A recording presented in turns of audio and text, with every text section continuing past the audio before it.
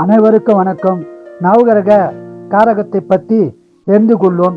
சூரிய பகவான் ஆன்மக்காரகன், சந்திர பகவான் மனோகாரகன், செவ்வாய் பகவான் தைரியக்காரகன், புத பகவான் அறிவுக்காரகன், குரு பகவான் ஞானக்காரகன், சுக்கர பகவான் சுகக்காரகன், சனி பகவான் கர்ம வினைக்காரகன், ராகு பகவான் யோகக்காரகன், கேது பகவான் மோட்சக்காரகன்.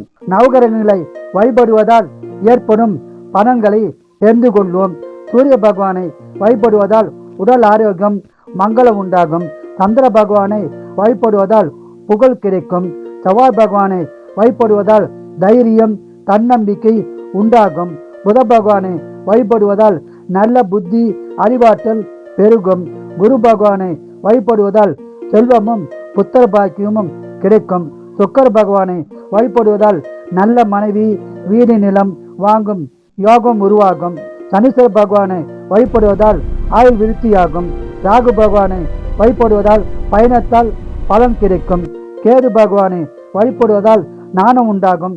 ஆன்மீகத்தில் ஈடுபாடு அதிகரிக்கும். தமிழ்நாட்டில் உள்ள முக்கிய சிவஸ்தலங்களை தெரிந்து கொள்வோம். சிதம்பரம் நடராஜ பெருமான், திருவண்ணாமலை அருணாச்சல ஈஸ்வரர், திருவனைக்காவல் ஜம்புகேஸ்வரர், மதுரை மீனாட்சி சுந்தரேஸ்வரர், காஞ்சிபுரம் ஏகாம்பரநாதர், தஞ்சாவூர் பிரகதீஸ்வரர், திருவாரூர் தியாகராஜர், ராமேஸ்வரம் ராமநாத சாமிகள், திருநள்ளாறு தர்பாரீஸ்வரர், மயிலாப்பூர் கபாலீஸ்வரர், திருவொற்றியூர் திருவொட்டீஸ்வரர். சனீஸ்வர பகவான் உள்ள சூழ்நிலையை தெரிந்து கொள்வோம். சனீஸ்வர பகவான் ராசிக்கு 1 இருந்தால் ஜென்ம சனியாகும்.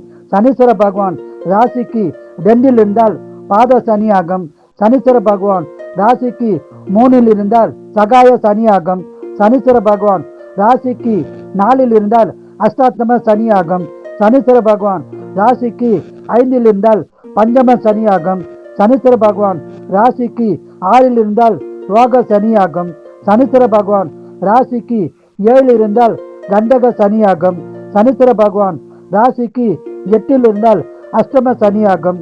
சனீஸ்வர பகவான் 9 இருந்தால் பாக்கிய சனியாகும்.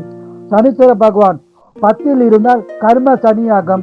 சனீஸ்வர பகவான் ராசிக்கு 11 இருந்தால் லாப சனியாகும்.